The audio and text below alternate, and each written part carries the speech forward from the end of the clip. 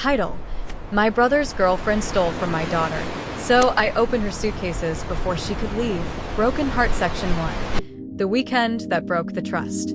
Help me reach 1,000 subscribers. It really helps me keep telling stories like this one. Now, this story isn't about money or toys. It's about trust, the kind of trust that snaps once and never rebuilds. My name's Claire. I'm 39, a mom, and up until last weekend, I believe my brother's girlfriend was just messy. Not malicious. Not a thief. But that belief shattered faster than I could blink. Chase, my younger brother, had been dating Vivian for almost 2 years.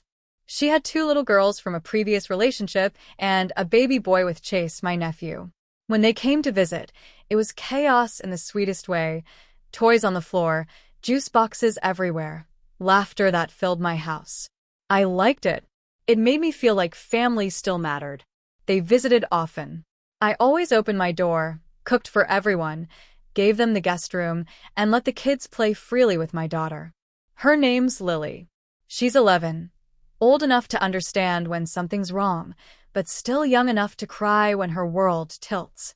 Last weekend, after Chase and Vivian packed up and left, Lily came running into the kitchen, her voice trembling.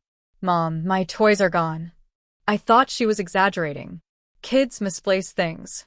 So we searched under beds, behind couches, in the backyard. Nothing. I asked her what exactly was missing. She listed them out. A few dolls, a jewelry kit, a small music box her grandmother had given her. That's when I noticed the way her voice cracked on that last one. The music box. It was special. And something in my stomach turned cold. I called out to Vivian's girls. They were still near the car, waiting for Chase to finish loading the stroller. "Hey girls, have you seen Lily's toys?" They froze, looked at each other. And then, nothing, just silence. That guilty silence that feels heavier than words. Asked Chase to come back inside. He looked confused, but when he saw my face, he followed me straight to the guest room. "I think the girls took some of Lily's things," I said quietly. He frowned. "No, Vivian packed everything herself." Then he paused. "Actually, I saw those dolls in their room this morning." We both went back to check. Nothing there now. Empty. Sheets folded, floor clear. Vivian had packed too neatly, too quickly. That's when we heard whispers, small, frantic whispers from the living room. The girls were huddled over a pink backpack. When they saw us, they slammed it shut. Chase stepped forward. "Girls, what's in the bag?" They looked at their mother. Not me. Not him. Just her. Vivian's face changed instantly, that defensive glare of someone who already knows they're guilty. "How dare you?" she snapped. "They're just children. Are you accusing my daughters of stealing?" She moved toward the bag, but Chase beat her to it. He unzipped it, slow, deliberate, and there they were. Lily's dolls. The jewelry kit. The music box. All stuffed between pajamas and snacks. Lily gasped.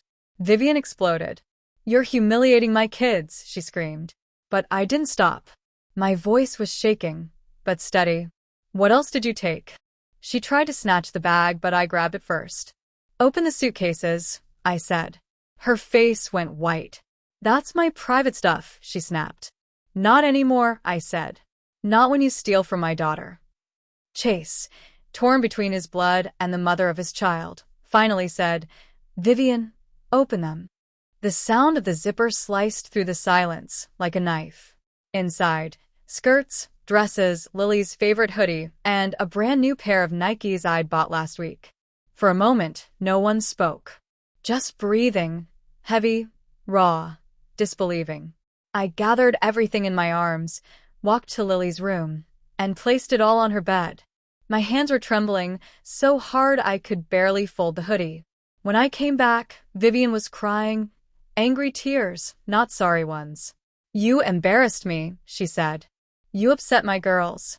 They thought those toys were gifts."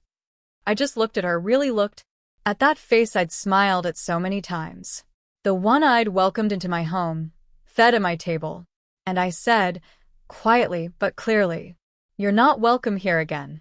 She tried to argue, but Chase put a hand on her arm. He didn't defend her. Not this time. They left without another word. But that silence? It didn't bring peace. It just left a hole where family used to live. It's been a week since that day, and my phone hasn't stopped buzzing. Messages from unknown numbers, calling me cruel, saying I humiliated a mother in front of her children. But no one texts to ask how Lily's doing. She's quieter now, sleeps with her music box beside her pillow, like she's guarding it. I keep hearing that melody, soft, sweet, and now painful. Chase called yesterday. His voice was heavy. "She's ashamed," he said. She knows she messed up. But then he added, "You could have handled it more privately." That one cut deep.